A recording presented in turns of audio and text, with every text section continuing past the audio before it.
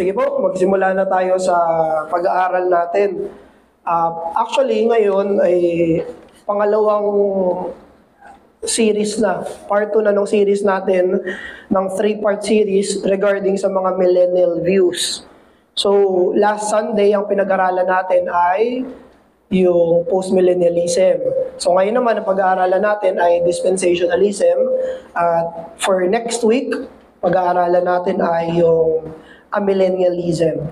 So, ito yung, kung meron na kayo, yung extra handout na meron kayo dyan. Okay, so ito. Okay. Mamaya na lang to. Pero meron tayo mamayang extra handout na ibibigay na pwede mo siyang makita na comparison nung 4 na views regarding sa millennial views. Pero ngayon, yung pag-aaralan natin regarding sa dispensationalism, ano siya? Hindi lang natin tatalakayin yung comparison niya sa ibang mga pananaw sa doktrina ng huling araw, titignan natin siya overall. Kasi may ibang klase ng pananaw. Itong tinatawag na dispensationalism. Matatawag natin sa Reformed view na pwedeng magkaroon ng 3 pananaw. Yung pre-mill, classic pre-mill, post-mill at amill. Yung mga Reformed, pwede nila panghawakan yung 3 yon. Pero pag ikaw ay naniniwala dito sa dispensationalism, yun ay hindi pananaw ng covenant theology. Kasi itong 3 ay under ng covenant theology. Ang dispensationalism ay ibang-ibang klase siya ng pagtuturo. So, again, gusto kong linawin na ito ay sinamarize ko lang to na lecture notes namin sa Grace Ministerial Academy na tinuturo ni Pastor Noel Espinosa. Actually, 2 lectures yon. So, pinag-isa lang natin ngayon. Kaya medyo bibilisan natin ng kaunti. So, simulan natin. Note, sa better part ng 20th century, yung American fundamentalist evangelicalism, yung mga fundamentalists, almost synonymous yan sa dispensationalist eschatology. Yung mga other millennial views ay mas nakilala lang later on. Nung nagsisimula akong Kristiyano, somewhere 2007 ako naging Christian. Sa 3rd year high school ako noon at unang exposure ko sa Christian faith ay Bible Baptist. Kalakan ng Bible Baptist dispensationalist. Maging yung mga Pentecostal, charismatic, lahat yan dispensationalist. Halos lahat ng Protestant faith ngayon ay naniniwala sa dispensationalism. Nung pumasok ko lang na nag-resurgence ng Reformed theology, nagkaroon ng resurgence ng covenant, ng Calvinism, saka lang dumating at nagkaroon ng idea na, meron palang ibang pananaw tungkol sa doktrina ng huling araw. Pero kalakhan, dahil sa major influences, kumalat yung katuruan ng dispensationalism. Ang mga nagpasikat niyan ay sila John Nelson Darby, yung mga Plymouth Brethren, lalo na si C.I. Scofield. Yung si C.I. Scofield, merong tinatawag na Scofield Bible. Kaya may mga mapapansin kayo ngayon na merong mga study Bible. Yung mga study Bible, yun ay mga Bible na may mga commentary sa loob. May mga commentary, ina-explain nila. Ang ibig sabihin ng verse na yan ay ganito, ibig sabihin ng verse na ganito ay ganyan. At kumalat, naging popular, isa sa mga unang-unang study Bible ay yung Scofield Bible. At alam naman natin na mas madaling tumanggap lang kaysa mag-isip. Mas madaling tumanggap lang kaysa mag-isip. Kaya nung kumalat yung mga study Bibles na yon, ang iniisip ng mga nagbabasa, even pastors, ang iniisip nila, ito yung interpretation yan. Kung ano yung nandun sa study Bible, iisipin nila, tama yon. Ang tinuturo ni si Scofield ay galing kay Darby na nagtuturo ng dispensationalism. Pag-aaralan natin ito. Ano yung tinuturo? Pero gano'n yung nangyari. Basa, lunok. Basa, lunok. Hindi mo na iniisip, hindi mo na dinadigest, hindi mo na dinidiscern. Tama ba to? Anong ibig sabihin nito? Bakit nila sinabi to? Bakit ganito? Walang interaction doon sa binabasa nila most of the time. Kaya kumalat ito sa pamamagitan ng Scofield Bible.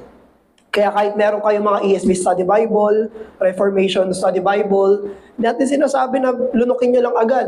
Pag-isipan natin, aralin natin, talaga bang yan yun? Yung sinasabi ng Scripture. Ngayon, mas lalong kumalat ito dahil sa dispensationalist view ng Moody Bible Institute. Kilalang-kilala si D.L. Moody. Siya isang evangelical, tama ang gospel niya. Pero, dito sa usapin ng pagkakaroon ng mga seminaries, kumakalat yan. Dahil yung mga seminaries, nagtitrain sila ng pastors, at yung mga pastors, tinuturo nila yun sa mga churches nila, at yung ibang mga churches ay nagpa-plant na ibang churches, kaya kakalat yung view ng dispensationalism. Lalo na, yung sikat na Dallas Theological Seminary. Isa yan sa mga malalaking institution, seminary sa Amerika. Kaya kung ano yung view doon, madalas, yun yung kumakalat. So, yun yung mga major influences pagdating sa dispensationalism. Kaya walang dispensationalist view before John Darby. Sa Church Father, sa Reformer, recent na yan na klase ng pananaw. Now, anong ibig sabihin ng term na dispensationalism? Nang galing yun sa salitang dispensation, ang ibig sabihin, kinuha nila yon sa Ephesians 1:10, dun sa word na administration. May word doon na administration. Wala namang masama sa word na dispensation, hindi yun masama. Pero titignan natin dito ay yung anong tinuturo nila basically. Tumitingin sila sa history ng God's dealing sa kanyang mga creatures sa iba't ibang period ng time. Gumawa ako dyan ng table. Wala ito sa original namin sa Grace Ministerial Academy, pero para mas madali nating maintindihan, gumawa tayo ng table dyan na titignan natin later on. Although may mga variations yung sa dispensationalism, mas consistent at mas marami, majority, naniniwala sa 7 dispensation scheme. May 7 pakikipag-deal yung tao. At isa dun sa 7 yun, nandun tayo sa panahon na yun. Nandun tayo sa panahon na yun. The millennium, yung tinatawag na pag-uusapan natin yung 1,000 years, yun ang 7th at final dispensation bago ang final state. Para ito sa kanila. Ito yung tinuturo nila. So now, merong 2 premises sa usapin ng dispensationalism. Ito yung pinaka-main na presupposition nila. Dalawa talaga yon. Yung una,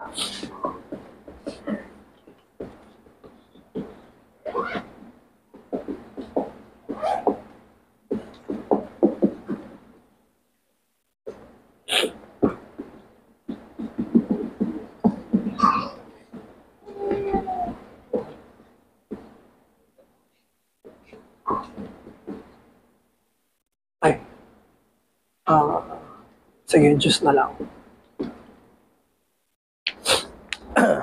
Ito yung pinaka-main. Lahat ng views nila nanggaling dito.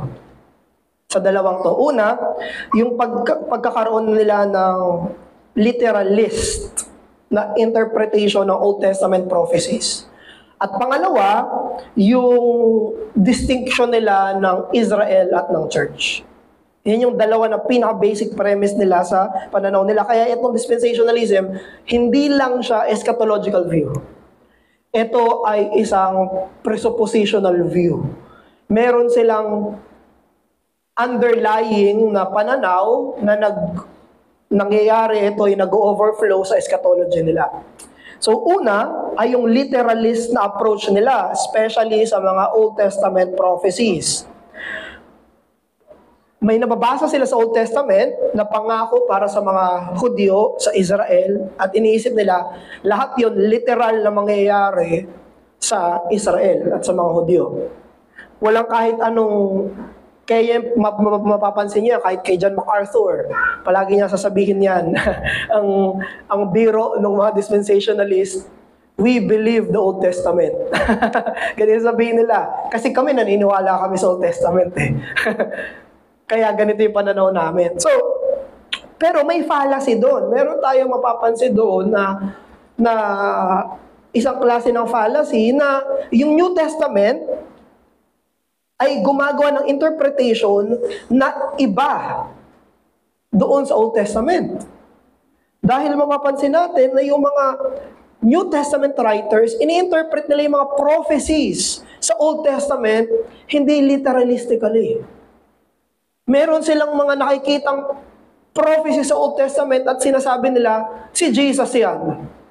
Sinasabi nila, sa believers yan. Sinasabi nila, para sa church yan. So, ganun tayo mag-i-interpret ng Bible.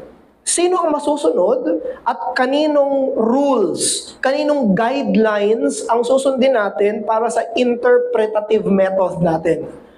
Sino ang nag-interpret ng Bible ultimately? Ang Diyos lang.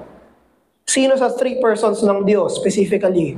Ang Holy Spirit. Dahil ang Holy Spirit ang sumulat ng Bible, siya ang nag-interpret ng Bible. Paano natin malalaman ang interpretation ng Holy Spirit sa Old Testament? Sa pamamagitan ng mga kinasihan niya sa New Testament. Di ba sinabi yan sa Peter, sinabi yan sa 2 Peter chapter 1, na yung Holy Spirit ang kumilos sa mga prophets para isulat kung ano yung pinapasulat ng Diyos.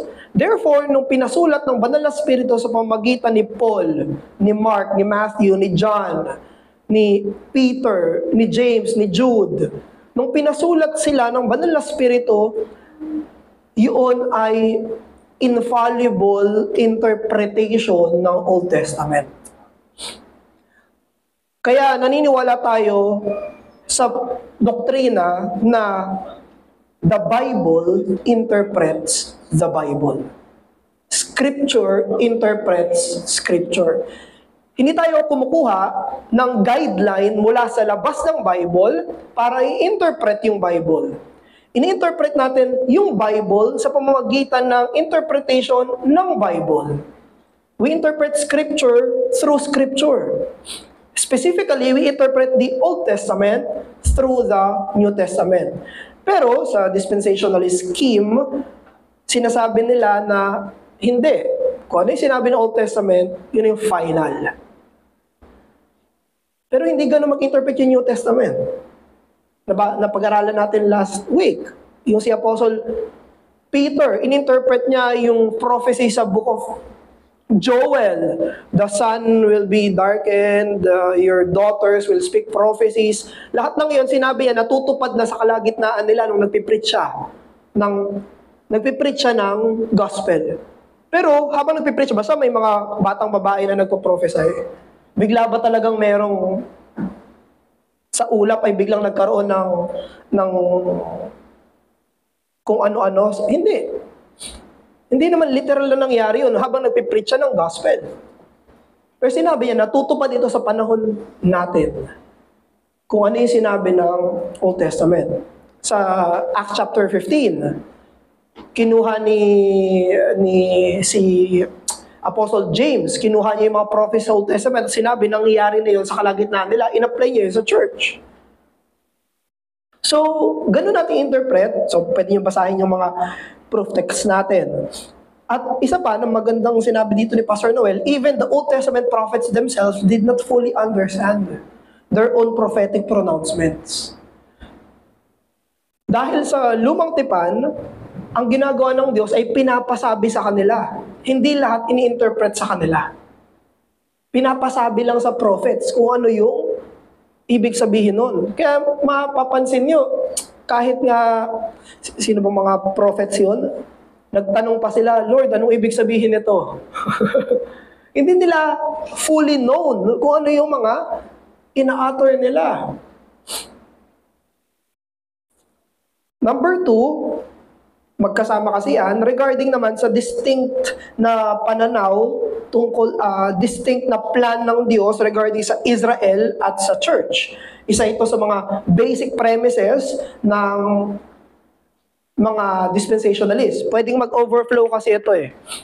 Overflow itong view na to, papunta dito. Dahil literal yung interpretation nila ng Old Testament, sinasabi nila may plano pa rin sa Israel as a covenant nation yung Diyos. as a covenant nation. Therefore, may dalawang plano daw yung Diyos, may dalawang tao yung Diyos. Meron siyang Israel na people niya, meron din siyang church na people niya. Ito yung basic na premise ng mga dispensationalists. Basahin natin, sabi ni Roy Aldrich, dispensationalists believe they are different as to their calling, promises, rule of life, and even future destiny. The two are never confused in Scripture, and that Israel has been promised an everlasting kingdom within the land of Palestine as an everlasting possession. No such promises are given to the church.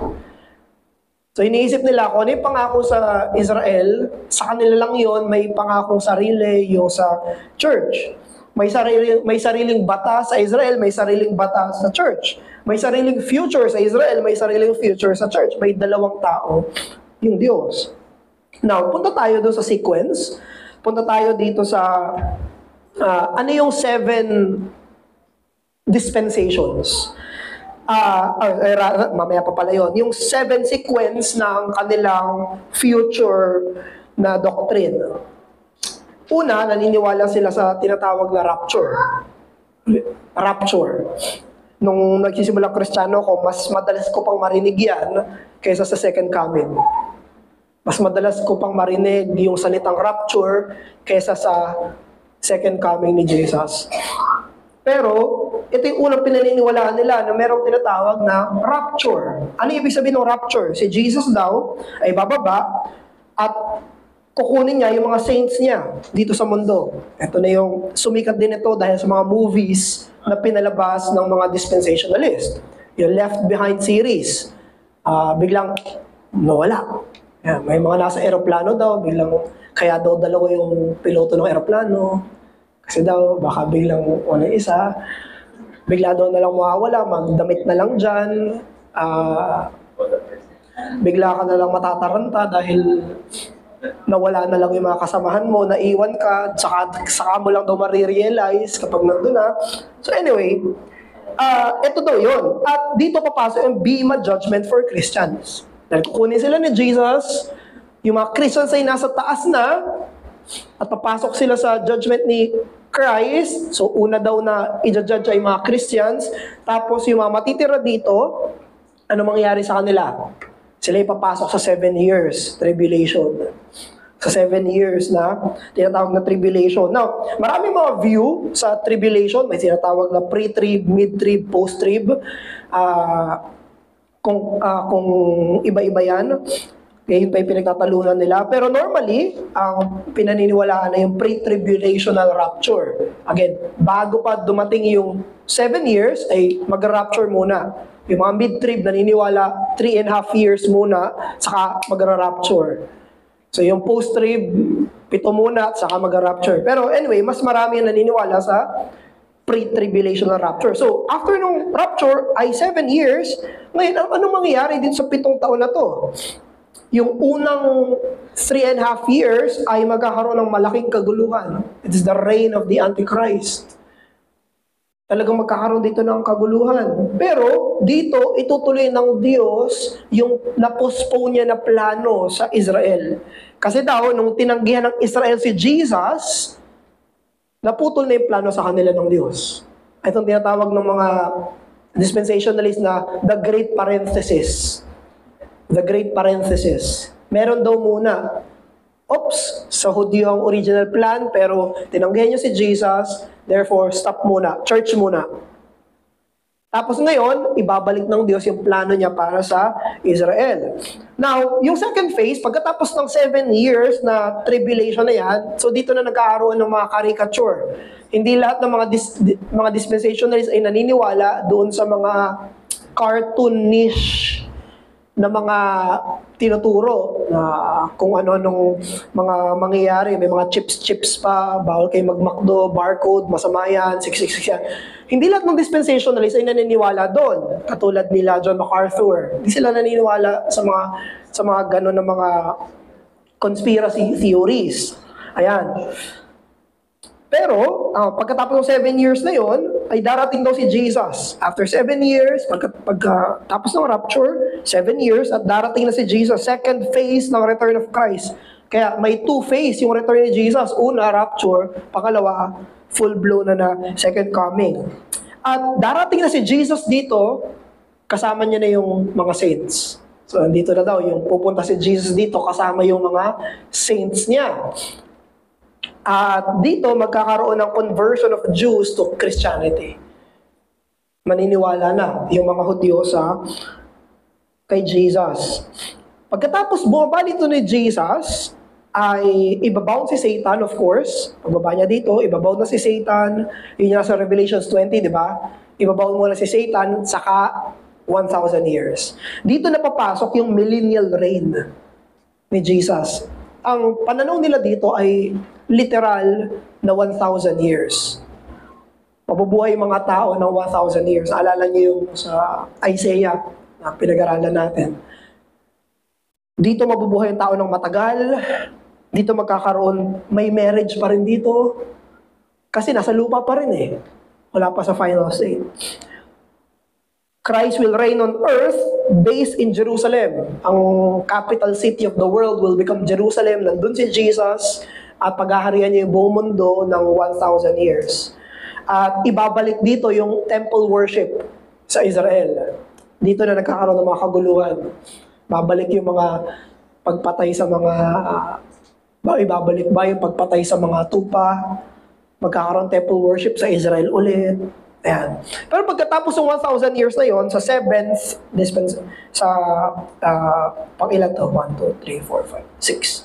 5, 6. Pang-5 pala. Sa 5th dispensation, sa 5th pala na sequence nila ay katapusan na ng millennium. After 1,000 years, si Satan ay pakakawalan, kakalagan. He will deceive many. At merong magre-rebelde kay Jesus. Okay, saan manggagaling yung mga magre-rebelde na yon? Galing daw sa anak-anak nung mga nabuhay nung 1,000 years. Igagather sila ni Satan, magre-rebelde sila kay Jesus, at dito ay tatalunin sila ni Jesus ng mabilisan, at magkakaroon ng resurrection of the wicked, at yung final state, that is the final judgment. So, ito yung very complicated na eschatology sa dispensationalist framework. Now, ano yung critique natin sa kanila? Meron tayong dalawa lang na critique. Siguro, tapusin natin yung dalawang critique, tapos pause tayo, discussion. So, yung specific critique ay form later. Unang critique, yung two-phase scheme ng second coming is untenable. Walang binabanggit sa Bible na dalawang beses bababa si Jesus. Merong two-phase na return si Jesus. Yung mga dispensationalists, meron silang chinecheck sa New Testament na parang magkaiba yung wording regarding sa pagbabalik ni Jesus. Meron kasing, He will be coming with His saints and He will be coming for His saints. Yung mga ganong language, distinguish nila. Ito, pang rapture to. Ito, pang second coming ito.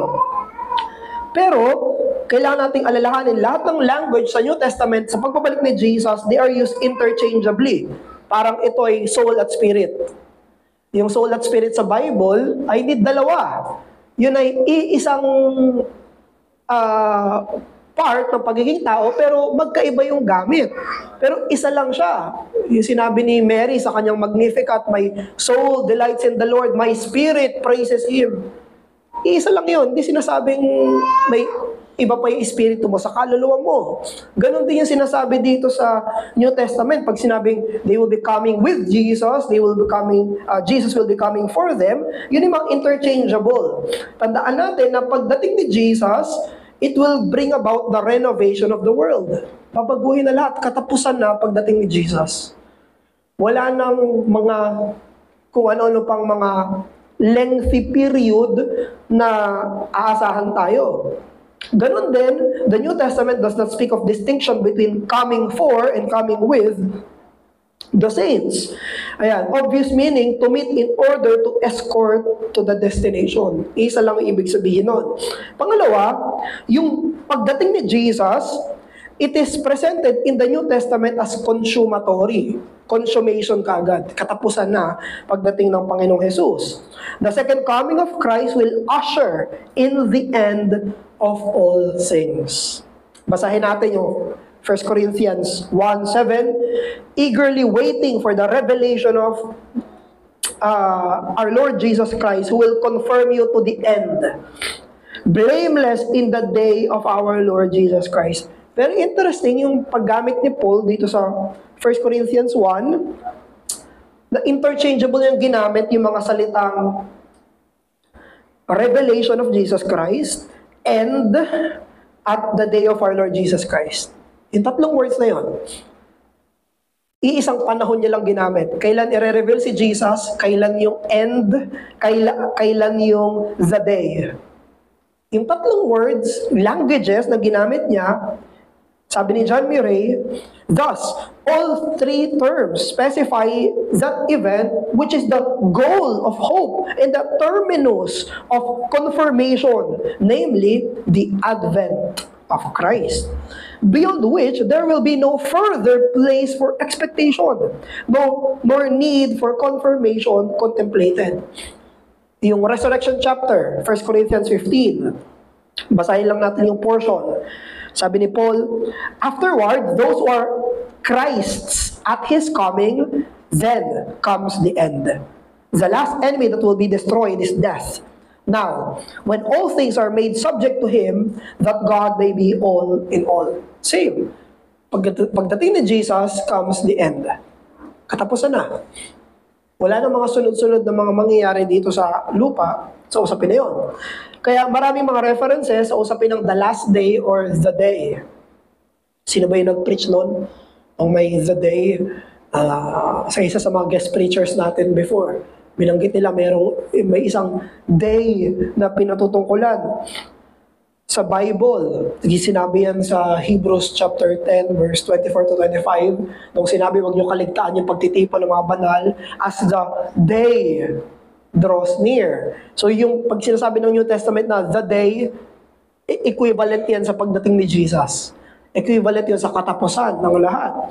So yung parusya, it will be on the last of the last days. Diba? Nandito na tayo sa last days.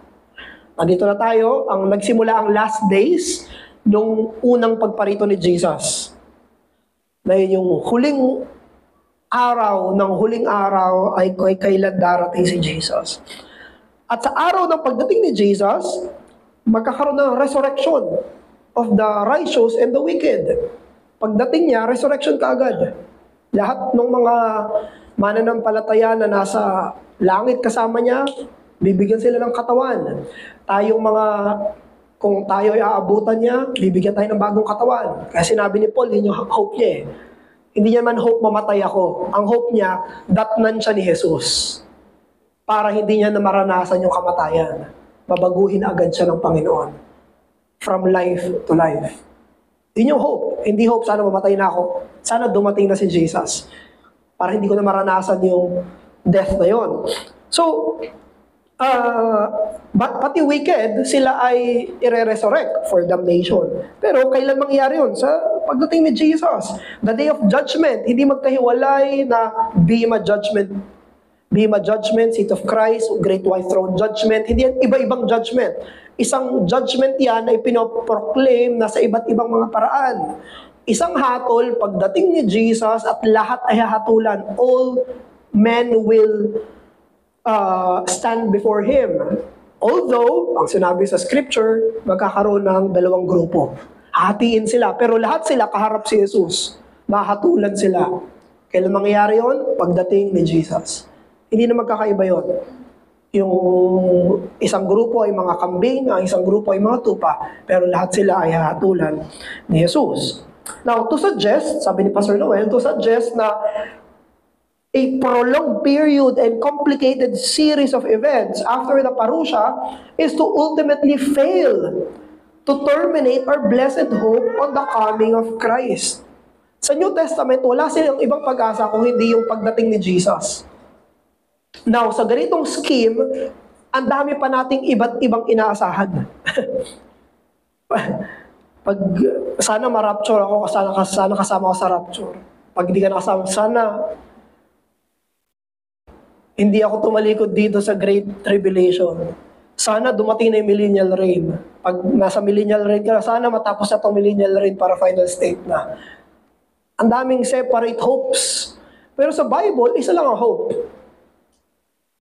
That we eagerly wait. Sabi sa Philippians chapter 3. We eagerly wait doon sa pagdating ni Jesus. Anong sabi ni Paul? Sabi niya sa Corinthians, Maranatha, come Lord Jesus. Panginoon, bumalik ka na. Sa last book ng Revelation, sa mga final verses, sinabi rin ni Apostle John, sabi ni Apostle John, come Lord Jesus. Wala silang ibang inaasahan kung hindi yung second coming. Wala silang diverse spiritual complicated series of events na hope nila. So, we must present the parousia of Christ as the final hope of the believer. Yun yung papansin nyo na tinuturo natin, maging sa mga presiders natin, binabanggit nilang second coming, maging sa mga sermons natin, ang binabanggit natin palagi second coming, dahil yun yung sinasabi ng Bible. So, sige, ano tayo ngayon? Discussion period muna. Tapos, after few questions, diretso tayo sa specific critic natin. Questions or comments? Ano pas? Paano po natin sasagutin yung parang may kiniklaim din sila na may ultimate antichrist? Dispensation din po ba yun? Tapos, parang siya yung, parang naalala ko na itong, specific person na mag-a-usher dun sa restoration ng temple sa Israel. Tapos itong temple na po ba yun yung sa Temple Mount? Or yung meaning ba ng Antichrist is yung anyone who just denies Christ? Paano po natin sasagutin? Do you mean ano yung pananaw natin doon? Or ano yung tinuturo nila doon? Opo, kung paano natin sasagutin yung sinasabi nila na merong specific person na Antichrist. Okay. Naniniwala tayo na may specific person na Antichrist. Mula sa panahon pa lang ni Jesus, buhay pa si Jesus, hindi pa siya pinapako. Nag-war na sa kanila ng mga Antichrist. Sinabi niya, many will come in my name. Do not believe him. Sabi ni Jesus mismo na may mga magkiklaim na ako yung Kristo. Pero sabi ni Jesus, huwag kayo maniwala. Sa letter ni Apostle John, sa 1 John, sinabi niya may mga antichrists na sa panahon nila. Yung mga antichrist, sila yung mga nagtuturo ng maling doktrina ni Jesus. Sinasabi nila hindi totoong nagkatawang tao si Jesus. So yung mga hindi naniniwala sa gospel at nagtuturo ng ibang gospel, in short, false gospels, ang sinasabi sa New Testament, sila yung mga antichrists. Small a. Parang mga minion sila. So, naniniwala tayo doon. Pero, meron din tinuturo sa Thessalonians na meron talagang isa na siya yung magiging antikristo. So, yes, even sa covenant theology, even sa mga iba't ibang mga pre-mill, post-mill, amil, naniniwala na meron talagang lilitaw na isang magiging tinuturing na, sabi sa Thessalonians, he will claim himself to be God. Meron talaga. So we believe na meron doon. Sa dispensational scheme, naniniwala sila na yes, doon sa Jerusalem, magtatayo sila ng temple. Pero hindi tayo naniniwala doon. Dahil naniniwala tayo na yung temple ngayon ay yung church. Sinabi ni Jesus yan sa Samaritan woman, nung nakausap niya sa well, sabi niya, there will be a time when you will no more gather sa mga mountains. God will be worshipped in spirit and in truth. Kung saan nag-gather, sermon ni PJ last Sunday, Matthew 18. So kung saan nag-gather yung church, there, andun yung presence si Jesus. Sabi rin sa Matthew 28, sa Great Commission, go into the world, make disciples, baptize them, teach them, and I will be with you. Sa mga mandates yun ng church. So, hindi tayo naniniwala doon, although tinuturo nila yon. Iba-iba rin interpretation ng mga dispensationalist. Literal ba nasa Jerusalem? Pero karamihan sa kanila ay yes, naniniwala sila doon. Wala pa yun. Sa amillennial view po, in our view, kailan mag-a-appear yung the Antichrist?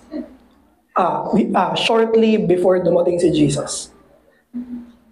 Isa yun sa mga signs na darating si Jesus. Pero hindi yun prolonged period katulad ng dispensationalist scheme. Kasi yun yung sinabi sa scripture. Sinabi, mag-appear yung Antichrist and then Christ will defeat him kaagad. So,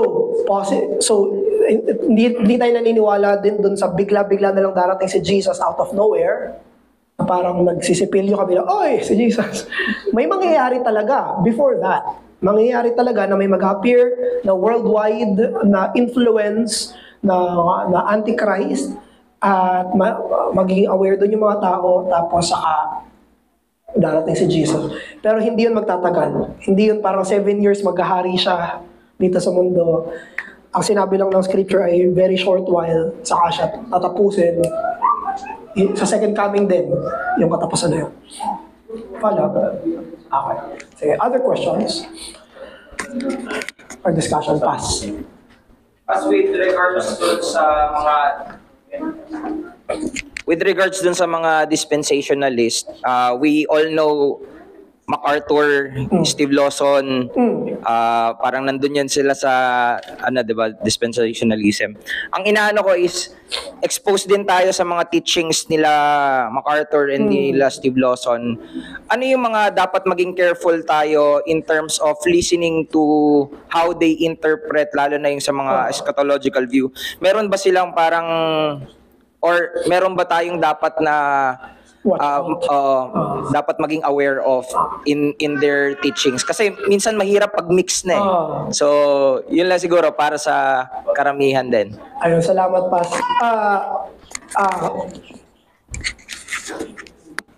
True teacher si MacArthur sa si Lawson regarding lang dito, siguro i-watch out natin itong dalawa pa rin sa kanila. Although kasi pag nagpipreach sila, hindi nila tinatouch talaga eh, unless magbibiro sila bigla. Bigla lang bibiruin na naniniwala kami sa Old Testament. So, kapag nabanggit na nila yon, eto na ibig nila sabihin na naniniwala sila literalistically doon sa Old Testament na prophecies. Tapos, may mga mababanggit din sila dito na plan sa nation ng Israel as if covenant nation pa rin sila. So, I think, Pas, etong dalawa lang i-watch out natin. Other than this, hindi sila masyado katulad ng ibang dispensational na parang kung kayo bawat talk, bigla na lang sisingit yung eschatology nila. Kasi sila mismo aware sila na hindi sila reformed pagdating sa eschatology. So, etong dalawa lang i-watch out natin, Pas, na pag nag-interpret sila ay mababanggit nila. Pero minsan kasi halata naman. Kapag may mga seminars, sa seminars kasi halo-halo eh. Pero yung mga church sermons nila, naging vocal naman sila doon. Parang, we believe as a church na may plan pa rin yung Diyos sa Israel. So, I think yun lang, Pas. Kasi hindi rin sila katulad ng ibang dispensational na cartoonish at ano yung sinabi mo, Harvey, kanina? Conspiracy. Yung mga tinuturo na hindi sila ganun eh. Kaya minsan mahirap din ma-distinguish kasi hindi sila ganun. Hindi sila nagsasabi na tatatakan kayo, COVID ay, vaccine ay 666 yan. Hindi nila sinasabi yun eh. Kaya at least safe tayo doon na hindi sila ganun. Pero ito pa rin yung tinuturo nila. Follow Pas. Sige, others. Ate, ano pong name niyo po ulit, ate? Ate Angel. Ano lang po, kasi dito sa basic premise, sinasabi niyo na, ayan yung 1 and 2 na kasama sa dispensationalism. Hindi siya eschatological lang. Wala ko kasi nakitang critic dyan, dito sa points 1, 2. So what is your critic on point 2? Na nila, belief nila. Distinction. Distinction. Ano yung critic nila?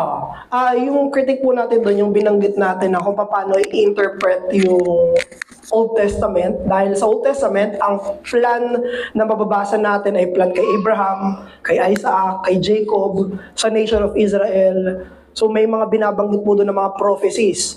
Pero sa New Testament, kapag binabalikan ng mga apostles, ng mga writers ng apostles, kino-quote nila yung Old Testament na originally ay para sa Israel, Pero ngayon, sa New Testament, binabanggit nila na fulfilled yun kay Jesus at fulfilled yun sa church. For example, sa mga early chapters ni Matthew, nung pinapakita niya yung birth ni Jesus, sinasabi niya doon nung pinersecute si Jesus, pinagpapatay yung mga baby dahil ipinanganak na siya dahil sa mga magi. Sinabi doon, tumakas sila Joseph at si Mary sa Egypt. Tapos kinote ni Matthew, out of Egypt I have called you. Originally, sa Israel yun. May Exodus talaga sila eh. Literal na sa Israel yun. Pero si Matthew, binasa niya Old Testament Christologically. Sabi niya, oops, totoong nangyari sa Israel yun, pero ultimately, ang meaning nun ay si Jesus. Si Jesus yung true Israel of God. Si Jesus yung masunuring anak ng Diyos, Israel.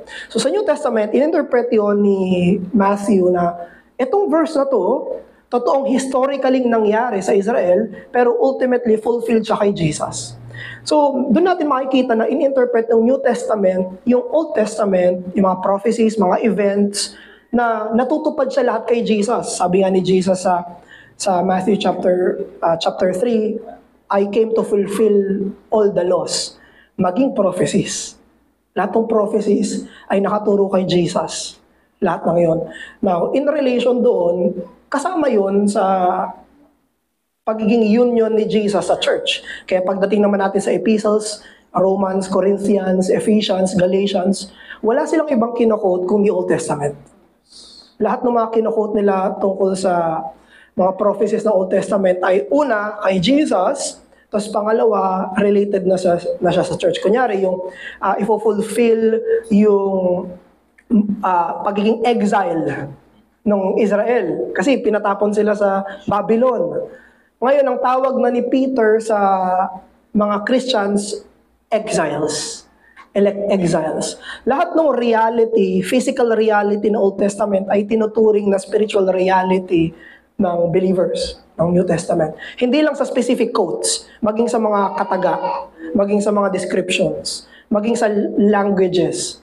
Kasi sila, Hudyo sila, alam nila yung Old Testament nila. Kaya buong New Testament ay katuparan ng Old Testament na yon. So, ayun, ganun po natin siya titignan na hindi ibig sabihin na yung Old Testament ay literal na 100% na literal na physical na mangyayari sa kanila. Follow po doon natin. Yun lang po, kasi you mentioned na originally, may covenant sa kanila. Yes. Na Israel. sinabi, originally. Tapos, nung dumating si Jesus Christ, yun yung fulfillment. So, ibig po bang sabihin nun, yung nangyari lahat dun sa Old Testament, sa Israel, being the chosen na sinasabi, nation, is just a symbol. Yes and no. Yes, symbol sila. Yung symbol, ibig sabihin, imagery sila. Nagtuturo sila doon sa ultimate reality na pinoportray nila. Lahat symbolic para sa pagdating ni Jesus. Pero hindi lang siya symbolic dahil totoong may covenant yung Diyos sa kanila. Totoong kapag sumunod sila, pinagpapala sila. Totoo rin na kapag sumuway sila, pinaparusahan sila. Kaya na-cut off na yung Israel dahil sa disobedience nila. Kasi yung covenant ng Diyos sa Israel ay conditional. Ang ibig sabihin ng conditional, napuputol. Hindi siya eternal na covenant. Hindi siya pang walang hanggan. Actually, napaka-gracious ng Diyos eh. Kasi hindi sila kaagad, unang pagsuway pa lang dapat nila, nasa wilderness pa lang sila. After Exodus, sumabagad sila sa golden calf. Dapat tinupok na sila ng Diyos eh. Dapat wala ng Israel pagkatapos nun. Dahil, yun ang covenant sa kanila ng Diyos. Ang covenant sa kanila ng Diyos ay dapat parusahan sila, ubusin sila. Pero nagmakaawa si Moses. Sabi niya, Lord, maawa kayo. At ganun palagi nangyari. Magdidisobey sila, kaawaan sila. Sunod, didisobey naman sila, kaawaan sila. Pero, ang covenant sa kanila ay usapin ng conditionality. Ibig sabihin, nakadepende sa obedience nila. Now, obedient ba ang Israel? Never. Hindi sila naging obedient for a long time. Kaya, nung pagdating ni Jesus, na-serve na yung purpose ng Israel na sa kanila dadaloy yung Messiah. Kaya lang tumagal yung Israel ng ganong katagal dahil may pangako na sa kanila manggagaling yung Messiah. Now, dumating na yung Messiah. Pagdating ng Messiah, tinatawag ulit sila. Walang ibang pinagministerihan si Jesus kundi mga Hudyo. May lumalapit sa kanyang mga Samaritano, sinasabi niya sa Samaritan, hindi ako dumating para sa inyo muna, para sa mga Hudyo. Pero yung mga Hudyo na pinagministerihan niya, tinanggi siya. Final prophet. Mismong anak niya na. Di ba yun yung parable ni Jesus? Sabi niya, pinadala ko yung workers ko, pinatay nila. Baka pag pinadala ko yung anak ko, igalang na nila. Pero pinatay pa rin nila. Kaya pagkatapos ni Jesus, tapos na ang covenant ng Diyos sa Israel. Tuluyan na silang pinarasan dahil conditional yung covenant po sa kanila. Therefore, yes, symbolic sila, pero yes, sila rin ay totoong covenant na nagkaroon ng totoong fulfillment sa mga promises sa kanila na nakapunta sila sa lupang pangako. Nakatira sila doon. Nakaranas sila ng kasaganahan. Hindi nga lang tuloy-tuloy dahil suwail sila at rebelde sila. So literal po na totoo sila at nangyari sa kanila, pero imagery rin sila na ng church at ni Jesus. Follow po. Sige po. Yung covenant po na binamagit din niyo about Israel and na between the Lord and Israel, is there an explicit like a verse or where you can find it? Kasi di ba yung Adamic covenant, the Noahic covenant, nandun siya. You can say na there's a specific passage where you can find it in the Bible. Now, yung sinasabi niyo po na tinanggihan, like, terminated na yung covenant because of yung rejection or can you give us like a passage for that or ganon, specific? Thank you po. Yun na lang. Sa Jeremiah 31:31, hindi ko po mababanggit lahat kasi, pero madalas, pwede nating basahin siya sa Hebrews. Sa Hebrews, yung sinasabi doon na inabrogate na, tinapos na yung lumang tipan, kaya wala nang mga sacrifices. Hindi na tayo nag-sacrifice ngayon. Kung nagpapatuloy pa rin yung Old Covenant, lahat ng covenant law sa kanila dapat tuloy hanggang ngayon. Kailangan papatay pa rin sila ng tupa, gagawin pa rin nila lahat ng feasts. Pero ang nangyari, nung dumating si Jesus, sinabi niya na, I will make a new covenant. Ibig sabihin, ito na yung katuparan ng mga tipan na yun. Ay, sa Ezekiel yata yan. Jeremiah 31.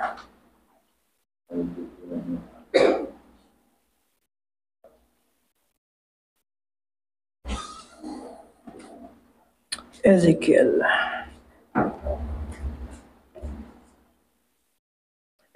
36.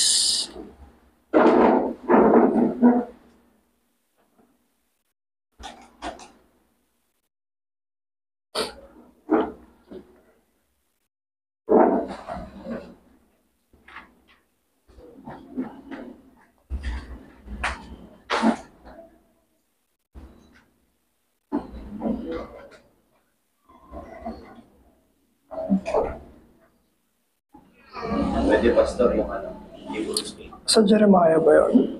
Sa Hebrews 8, bro? Verse 8. Inahanap ko yung sa I will make a new covenant eh. Sa ano eh. Sa 31:31? Jeremiah 31. Noong mga araw ay dumarating sabi ng Panginoon na ako'y gagawa ng panibagong tipan sa sambahayan ng Israel at sa sambahayan ng Juda. Ayun, salamat Ate Lorna. Mas kabisado pa ni Ate Lorna yung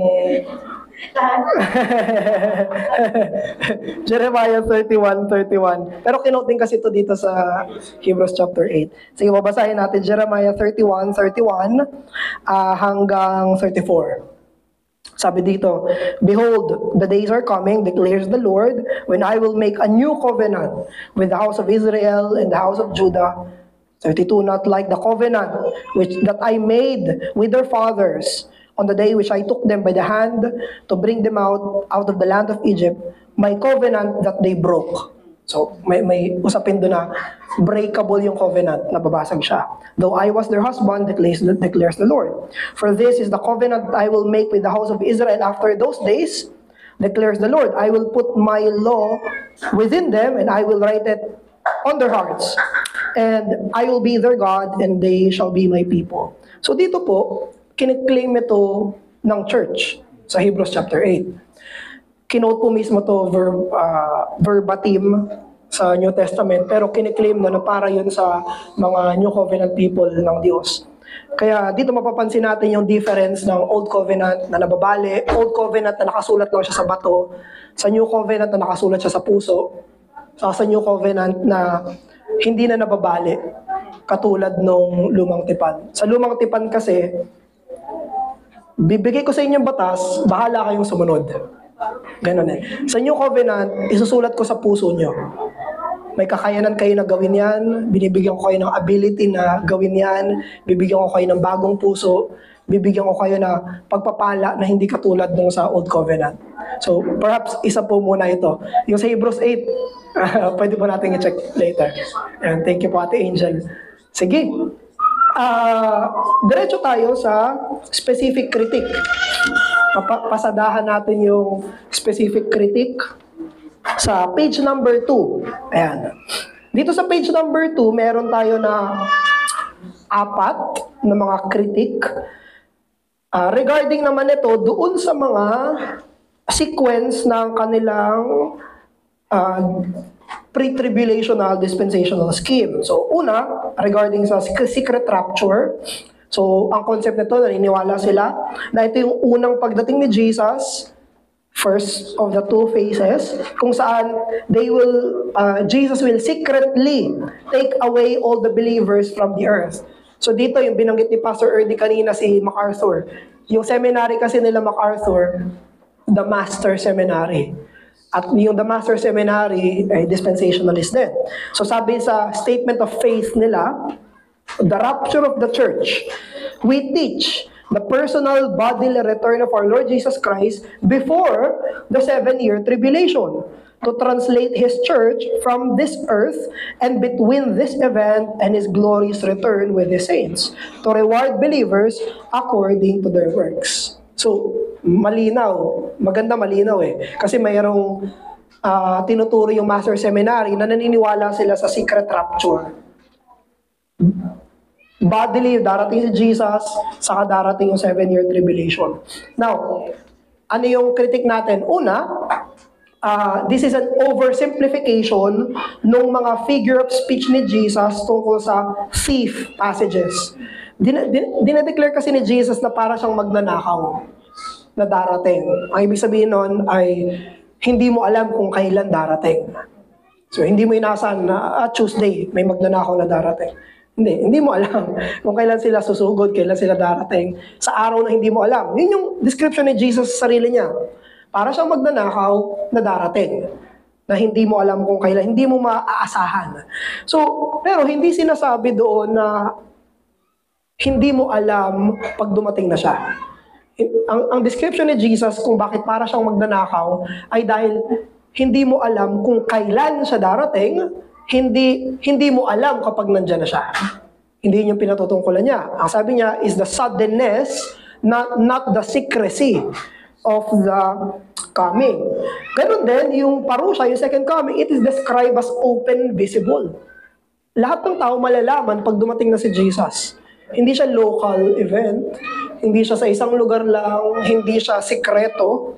Ganun din yung main rapture text ng mga dispensational, yung 1 Thessalonians 4:15 and following, it does not give the idea of secrecy.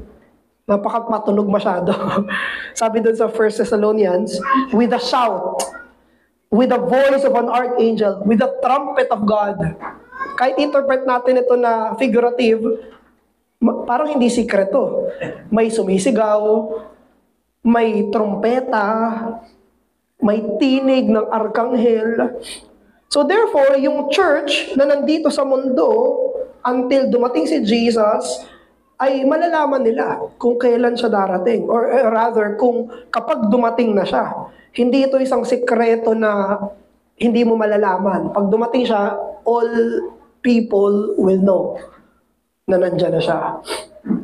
Pangalawa, yung tinatawag na tribulation period.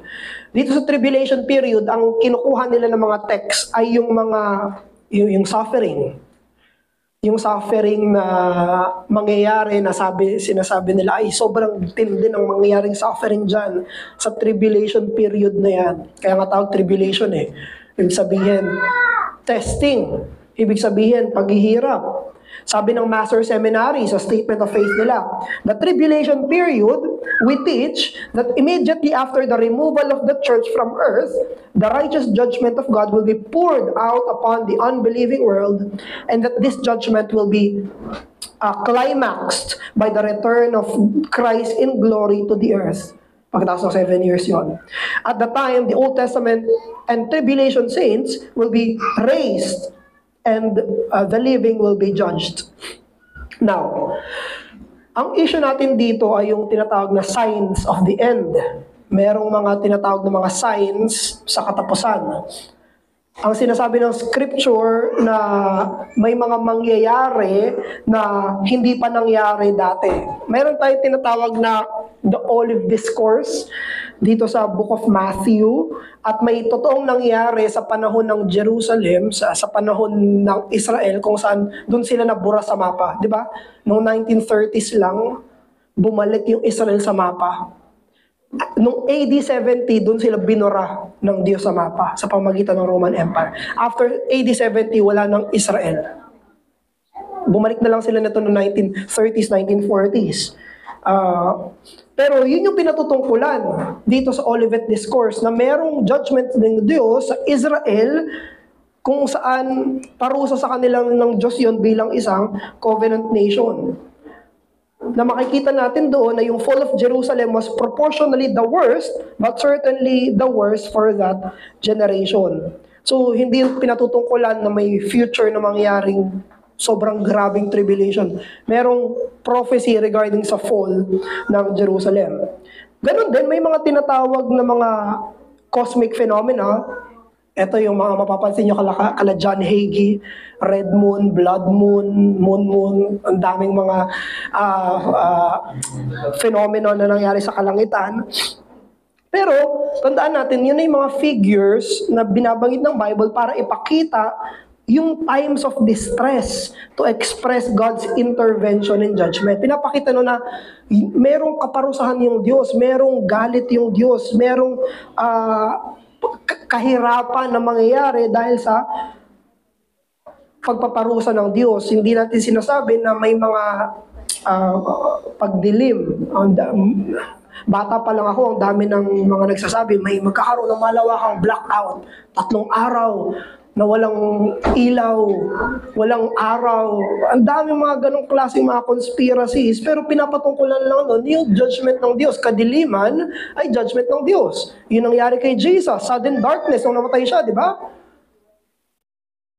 Pero, meron din mga calamities, mga famines, pestilence, earthquake, even wars nga, di ba? Sabi nila, makakarinig kayo ng gera, makakarinig kayo ng tagtuyot, ng mga lindol. Sino yung nakaranas ng lindol nakaraan? Kailangan nating isipin na this is present in the world, affecting the church throughout the period prior to the second coming. Mula sa panahon nila hanggang ngayon, may nararanasan tayo lahat na ganito. What does it mean? Nasa tribulation tayo. Nasa time of trial tayo.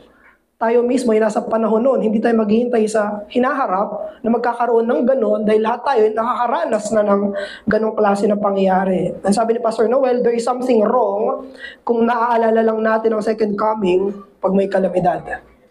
There's something wrong with us kapag inaalala lang natin yung pagparito ni Jesus kapag may masamang nangyari. Pero pinapakita sa atin nun, to single out Israel for the experience of tribulation is to fail to see the condition of the church as one being treated by the world in the way its master was treated. Ang sabi ni Jesus, we will be a suffering church. We will be a persecuted church. hindi future sa isang panahon. Kung hindi, sabi ni Jesus, kung kayo ay mga tagasunod ko, tatratuhin kayo ng lahat kung paano nila ako tinrato. At tinrato ba ng mundo si Jesus ng maganda? Maganda ba yung buhay ni Jesus dito sa mundo? Nakangiti ba palagi si Jesus? May unan ba palagi si Jesus? Hindi. Sabi ni Jesus, ganun yung mangyayari sa mga, if you will come and follow me. If you will come and follow me, you will suffer. You will be treated like that. At yun yung tribulation. Ang ganda ng encouragement sa Acts eh. I forgot the specific verse, pero sinabi doon, encouraging the disciples, strengthening their faith, sinabi nila, that through tribulations, you will enter the kingdom of God. Ang intindi, no? Yung encouragement nila sa isa't isa, sinabi nila, kailangan dumaan tayo sa paghihirap para makarating tayo sa kaharian ng Diyos. Ibig sabihin, sa panahon pa ng apostles, meron na nangyari. May paghihirap na silang dinaranasan. Hindi tayo tumitingin sa future na may 7 years na doon pa lang maghihirap. No, we are now suffering. Hindi pa ba suffering to? Yung mga nangyayari sa atin. Hindi pa ba tribulation to? Hindi pa ba tribulation yung nangyayari sa mga fathers natin in faith? Hindi pa ba nahirapan yung mga apostles? Hindi ba nila naranasan itong mga to? No. Ganun yung nangyayari sa atin. So, pangatlo, kapasadahan ko na lang, brethren, yung millennial reign. Yung millennial reign ay tinuturo nila na may 1,000 years na mangyayari dito sa lupa. May merit, may positive tayo na review doon sa turo nila. Dahil naniniwala sila seriously na serious the place of the earth in God's redemptive plan. Naniniwala sila na may parte, itong mundong to, itong specific daigdig natin sa plano ng Diyos. Maganda yon. Maganda na inisip nila yon. However, may mga problems doon. Is it proper to adjust the settled eschatology of the Bible to accommodate to a literalist approach of the Revelations 20? Kasi itong 1,000 years, nasa Revelations 20 yan. Ang argument ni Pastor Noel, mula Genesis hanggang, ano ba yung bago mag-Revelation? Jude. Hanggang Jude, may eschatology na yan. Hindi ibig sabihin na may sinabi si Apostle John sa isang verse, sa isang chapter, yun na yung magtitwist ng buong eschatology ng Old at New Testament. Tandaan natin, lahat ng book sa Bible ay eschatological. Hindi lang Revelation eschatological. Pag binasa mo yung Matthew, ang dami eschatology. Basahin mo yung Proverbs, may eschatology. Psalms, may eschatology. Pag binasa mo yung mga epistles, Romans, may eschatology doon. Lahat, very narrow yung pagbabasa natin ng Bible, kung mapapansin lang natin ang eschatology sa Revelation. Ibig sabihin, may settled na eschatology mula Genesis pa lang hanggang Jude. At ibig sabihin, lahat yun ay inline sa isa't isa. Yun ay inline sa isa't isa. Ganun din, is it consistent with the finality of Christ's sacrifice that temple sacrifices will be restored in the millennium? Problematic to sa dispensationalist scheme na ibabalik yung mga sacrifices. Mga tupa, mga dugo. Dahil sinabi sa Hebrews na tapos na yun. Na-fulfill na siya kay Jesus, bakit pa siya ibabalik? Sinabi nga nila po, nakikipaglaban nga sila eh. Sabi niya, bakit pa mapapatuli? Hindi na kailangan magpatuloy ng mga hindi Hudyo. Hindi na nila kailangan maging Jew muna bago maging Christian. Yan yung nangyari sa Acts chapter 15 sa Jerusalem Council. Ang kailangan nila by faith kay Jesus. Sabi ni Apostle Peter, tayo mga Hudyo, by faith in Jesus naligtas, sila rin ang mga Hentil, by faith in Jesus maligtas. Hindi yung mga Hudyo, hindi nila kailangan, rather yung mga Gentiles, hindi nila kailangan maging Hudyo muna bago maligtas. Hindi nila kailangan mag-undergo ng ritual at ceremonies. Yan yung problem sa transition between Old Covenant and New Covenant eh. Iniisip pa rin ng mga Hudyo, hindi. Kailangan gawin niyo yung ginagawa namin para maging full-pledged kayo. At sabi ni Paul, oops, no. Sabi ni Peter, oops, no. Sabi ni James, oops, no. Yung mga Hudyo, mag-undergo ng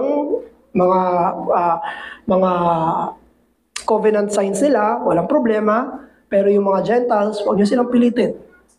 Hindi nila kailangan mag-undergo, hindi nila kailangan walang second mediator. Maging Israelita ka muna at maging convert ka tapos saka ka kay Jesus. Very inconsistent yun na pagkatapos ay babalik ulit yung mga... Di ba kaya nga ayaw natin sa misa? Yes. Ano yung symbol ng misa? Sacrifice. Sinasacrifice ulit si Jesus. Pero yung mga dispensational ay naniniwala na ulitin ulit. How is it different? Letter C, can such a major part of redemptive plan of God merit only an obscure passage, yet become a preoccupation of the church?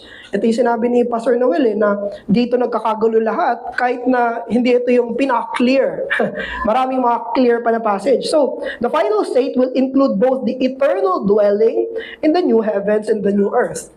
Pag sinabi natin na final state, doon na yung katapusan, doon maghahari si Jesus ng pangwalang hanggan in the sense ng nasa new heavens at new earth na. Now, pangatlo ay yung dispensationalist na scheme na periods. Una, tinuturo na may innocence period. Ito kay Adam until Genesis 3. Pangalawang dispensation ay dispensation of conscience.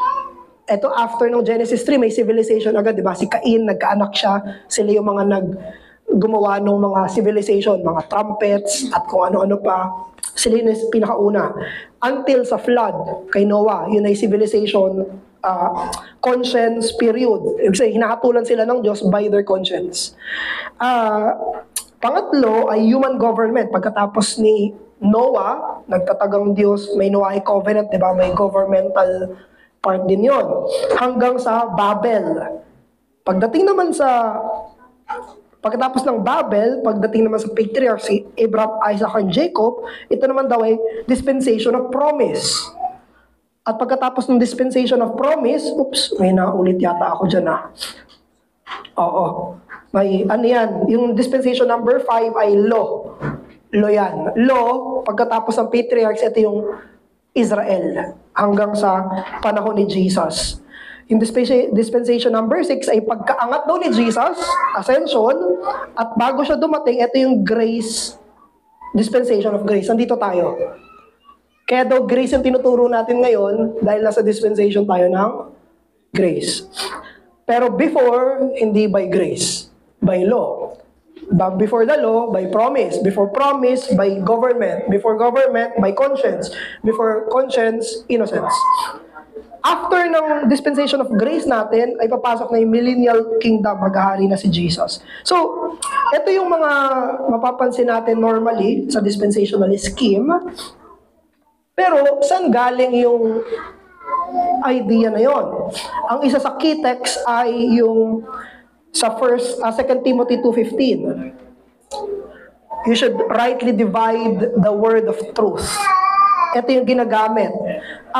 Sinasabi nila na dahil sinabi ng scripture na rightly divide the word, na parang kailangang hatiin mo yung buong Bible sa bawat periods. Pero, ang ibig lang sabihin ni Paul, kausap si Timothy at sinabi niya, Paul, sabi ni Paul kay Timothy, Timothy, you should rightly divide the word of truth. Ang literal nun is to cut straight ways. Kailangang gumawa ng daan para alam yung dadaanan, cut straight ways. Yun yung literal na ibig sabihin nun. Pero ibig lang sabihin nun ay maging orthodox ka. Magturo ka ng tama. Rightly divide the word means magturo ka ng tama. Maging orthodox ka sa iyong belief. Huwag kang lumayo sa tinuturo namin, sa tinuturo ng prophets. Therefore, it is a simple plea for orthodoxy in teaching, not in actual. Dividing the scripture into compartments. So, hindi sinasabi na hati-hatiin mo, ang sinabi ay magturo ka ng tama. Pinakalas na, serious errors. Una, it suggests change in the ground and condition of salvation. Pero magbibigay ako ng qualifier Maraming mga dispensationalists ang naniniwala na by grace pa rin kahit dati. Pero sa scheme ng dispensationalist scheme, napakahirap nun. Kasi by law sila dati ginajudge ng Diyos Ibig sabihin, may mga dispensations na naniniwala, maliligtas yung Old Testament saints kung paano sila sumunod sa batas. Sinabi sa akin ni Lorion sa dati nilang church na ganun yung natuturo. Even yung mga anak ng pastor, ganun yung sinasabi, yung naging sagot na paano naligtas yung mga believers sa Old Testament dahil sumunod sila sa batas. Kasi may ganung implication talaga yun. Paano naligtas after nila Adam? By conscience, pag sinunod nila yung conscience nila. Pag naging right sila sa conscience nila. Pero hindi naman lahat ng dispensationalists ganon. Again, sila MacArthur, sila Lawson, naniniwala sila all of grace. Pero it's a very serious error kapag mananiwala na may panahon kung saan hindi biyaya ang kaligtasan. May panahon kung saan hindi pagtingin kay Jesus ang paraan. Letter B, it dismisses the Decalogue as binding standard for Christian sanctification. Dito papasok na hindi na sa atin applicable yung Ten Commandments. Bakit? Sa kanila yun eh. Sa Israel yun eh. Kaya may mga New Covenant Theology na ganun din yung proposals nila. Ngayon, ang sinusunod na natin ay batas ni Kristo, hindi na yung 10 utos. So, magkakaroon tayo doon ng dismissal sa sanctification. Dahil part ng sanctification yung Ten Commandments. Letter C, Romans chapter 3. Maganda yan. Letter C, it compartmentalizes God's dealing with His people. Na parang sa bayan niya, may iba-iba siyang mga pakikitungo. Pero sa New Testament, consistently ina-apply to the church even the promises directed to Israel. Isang bayan, isang tao, isang buong iglesia tatawag natin na universal church. At isa yung pakikitungo niya sa kanila bilang mga tao niya. Sige, kung may question, isa na lang. Sige, bago tayo mag-pray. Question? Joel. Ano po? Ikaw presider, ha? yung sa ano po, sa millennium po na tingin nung dispensationalist po. Kasi yung question ko po is may kinalaman sa classical premillennialism. Although hindi po ako familiar talaga. Kasi parang yun din po yung naituturo sa church before na yung dispensationalist ngayon. But parang paano po tinitignan ng at least ng early church, kasi yun po yung nabasa ko na yung early church, yun yung stand nila na classical premillennialist sila. Though pwedeng hindi sila categorized as dispensationalist. Yes. Pero paano po nila tinitignan yung millennium na wala ng sacrifice? I believe hindi rin po sila naniniwala na even they believe in 1,000 years literal. Pero I believe they don't believe in sacrificing all over again. Paano po yun? Tapos, paano po natin titignan na yun yung belief nila before, tapos tayo ngayon, at least sa church natin, sa ERBC ngayon, coming from 1689 and Covenant Theology po, na paano po nag-shift yung stand natin na millennialism po ngayon. Parang ganun po. Kung clear po ba yung question? Gusto ko lang sabihin na yung sa early church fathers, hindi natin masasabi naman na full-blown one view sila. Na parang lahat sila ganito. Dahil sa panahon nila, ang tinatakal nila ay orthodoxy, Trinity, person ni Jesus, divinity at ano niya, doon ang main agenda nila eh. So, kung mayroong mga nababanggit regarding eschatology, bits and pieces. Oo, yan yung panahon, hindi yung books nila dati, yung writings nila dati, hindi katulad ng writings natin ngayon na may isang topic lang. Ito lang ang topic ko, dyan lang ako focus. Kasi yan yung dissertation ko sa doctorate sa seminary. Wala silang ganun dati. So, bits and pieces, yung mga pananaw nila, kaya hindi tayo makakapagsabi na, sila lahat, pre-mill, walang amil sa kanila, walang post-mill sa kanila. Kaya mapapansin lang natin, pwede natin sila basahin kung ano yung mga general tone ng pananaw nila sa Doctrines of Last Days. So, hindi natin sinasabi rin na from pre-mill dati, ngayon naging amil. Hindi natin gaganong basahin yung history. Pero tama na yung premillennialism ay, kasi yung dispensational, under siya ng pre-mill. So, pre-mill, may classical pre-mill at merong dispensational.